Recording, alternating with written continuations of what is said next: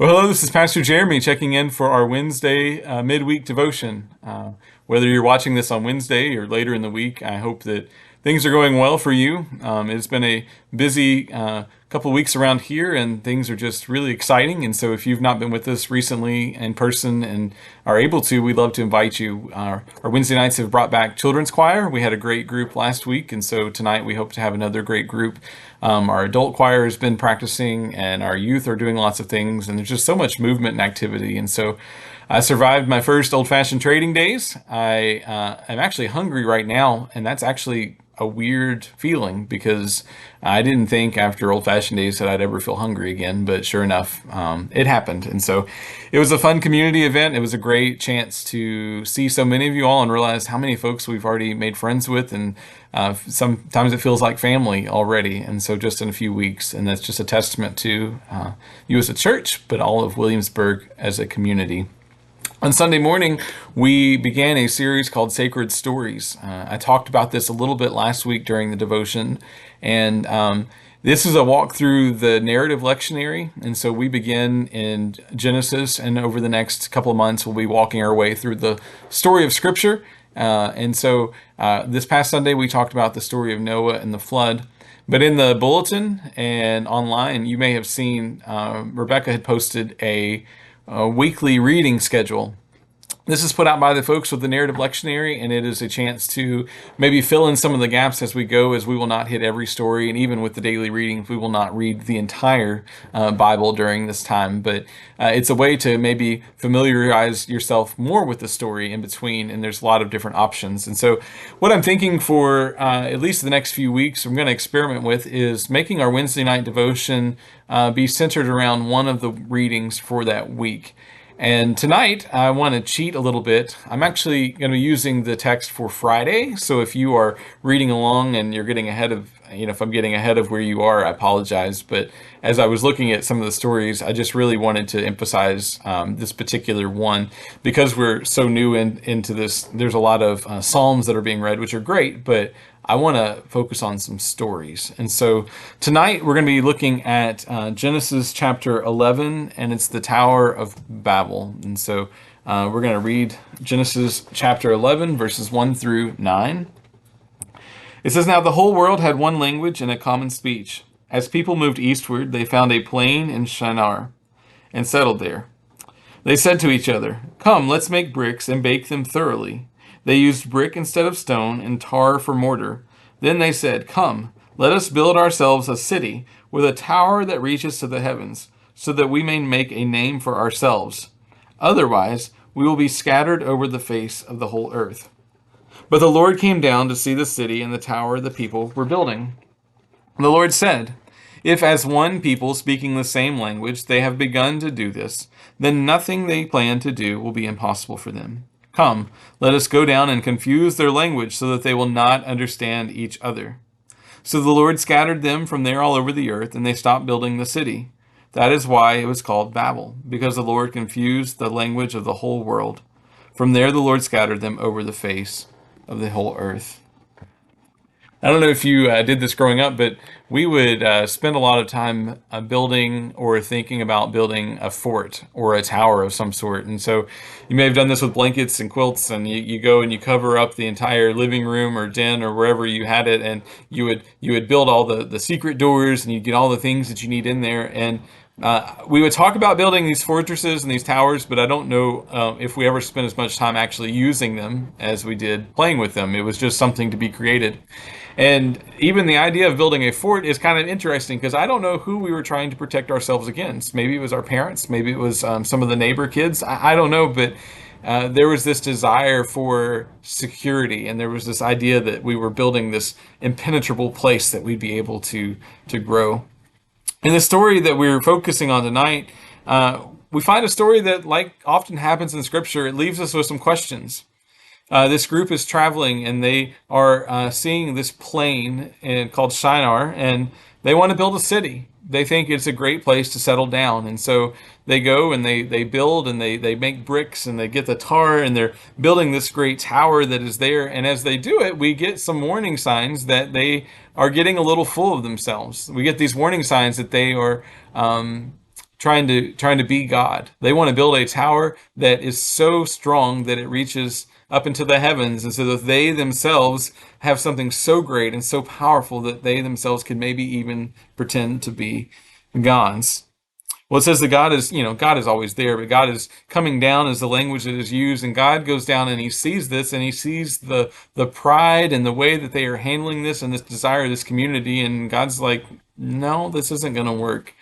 And so he confuses them. All of a sudden, instead of being one language and one people, they are multiple languages, and they don't understand each other. And so as they are unable to understand each other, they begin to spread out.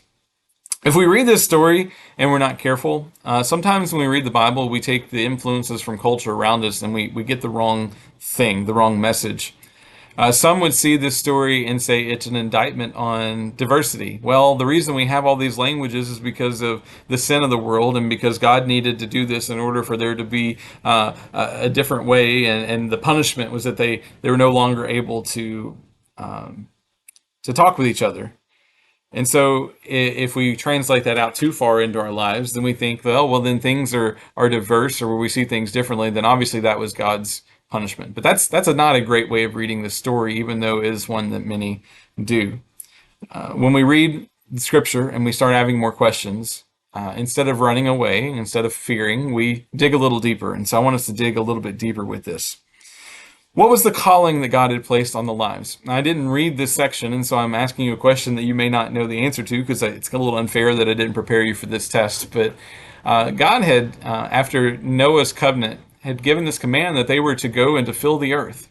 In order to go and fill the earth, they would need to go, right? He didn't say go build a city and hang out there. Instead, what we see is you are to go and fill all the earth. Take advantage of this creation that God has given. And so they were supposed to be spreading out. But they see this plain and they see this land and they start thinking, maybe it would be better if we had just one place where we kind of hung out. And if we hang out there, then we can build some fortress to kind of protect ourselves. And then it wasn't just enough to build a city. It was we're going to build a tower, and our tower is going to be so impressive that we ourselves are able to be up in God, to be with God. And so we don't actually need God anymore, because we're going to be able to provide everything that we need. At this point, as their arrogance takes over, God takes action to halt the progress. So my question for us tonight is this: what if we read this story as people who have heard the command of God on their lives and instead choose to build what they think will keep them from having to be as reliant on God? They had been given a plan and a purpose, and they had been given this challenge on how they were called to live, but they bought into the lie that if only they could have certain things built, if only they could create certain structures, if only they could create certain protections, then in fact they wouldn't need God anymore. If we ask this question, it starts to hit home a little bit more. I'd imagine that none of us are building actual towers, but metaphorically, we are building towers all the time. We are doing things in our life that we are creating in a protection of saying that if we are able to create things on our own, if we're able to add stability on our own, then in fact, we're going to find that we don't need God anymore. God calls us, but we choose comfort. God calls us, and we choose security. God calls us, and we value instead self-reliance. If we take care of ourselves, if we're not dependent on anyone, especially God, then we can be gods ourselves. We look on our lives and we know that God has called us to be pilgrims. This is a challenge for churches because we have church buildings and we have church structures and we have denominational structures. And we have all these things that we think will pad us into making sure that we ourselves can function as we need to. And the problem is that eventually we forget that every moment of our life should be lived in reliance upon the mercy and grace of God. We start to buy into the myth that we have earned things and that it is only through our good work and it is only through our thoughtful planning and through our thoughtful processes that we have achieved any level of success, no matter how we choose to measure that success. God has called us to be on the move, but there is great comfort often in staying put. There's comfort in building stronger and better structures, and padding our finances, and carving out our schedules, and building up those societal relationships that allow us to, go to the top of the culture. And in doing so, we forget that we are called to take risks. In building this tower, the people must have thought that they'd found a way to protect themselves. Well, if it's tall enough and it reaches to the heavens, then they don't have to worry about the flooding anymore. Even though God had promised them there would be no flood, there are probably some who are saying, you know what, we should probably build it a little taller just in case. It was strong enough to protect them from their enemies. It was a sign of strength and power so that everyone who came would know what a great society this was, and surely they were capable of handling things on their own. It was a sign that they had figured it all out. As we challenge our comforts, we are opening up spaces for the Spirit to work in our lives. This is a challenge in my life.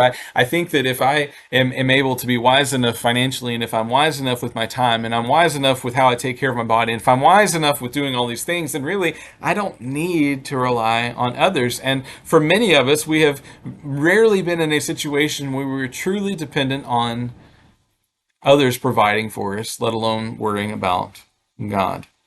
I think a lot about our faith, and sometimes it's like that emergency, in case of emergency break glass or like a fire alarm.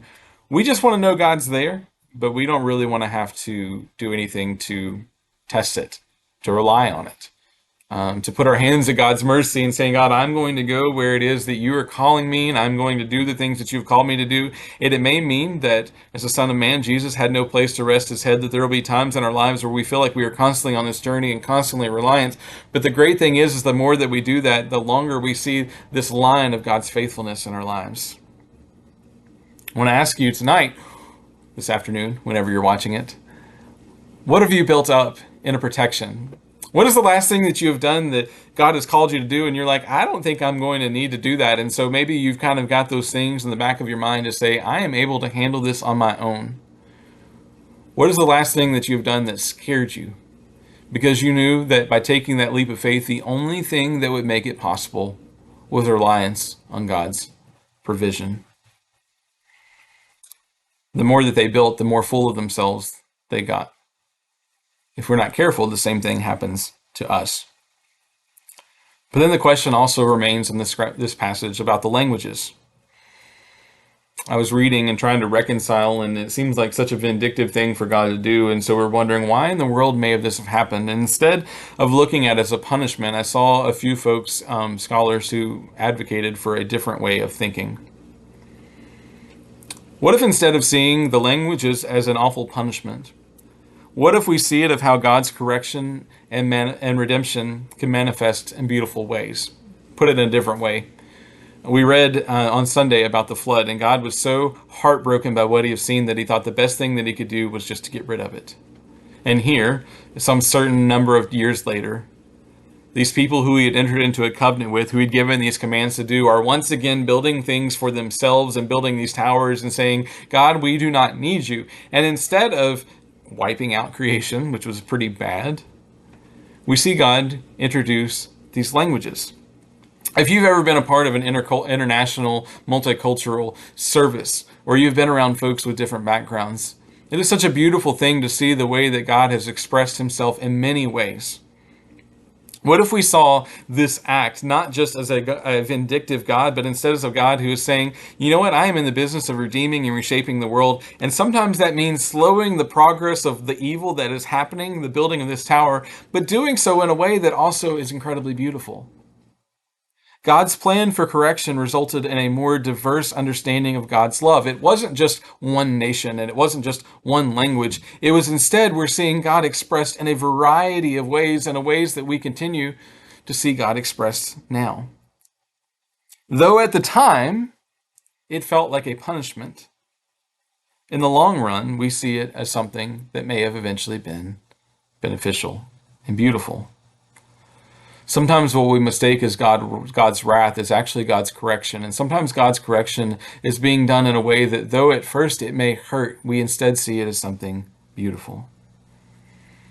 This week, I encourage us to be mindful of the things that we are building. What possessions do we yearn for? And what do we question in our heart to say, why do we seek out what we see? What things are blocking us from putting a deep trust in the possession of a God who loves us and cares for us and provides for us? We are not called to build stronger and taller and better structures. We are called to be adaptable, to be willing to go where it is that God is leading, to fill out all of creation, sharing the good news and seeing that expressed in a diverse ways. I hope that you have a great week. There are great things happening here. I firmly believe it. I'm biased because this is where I believe God has called me.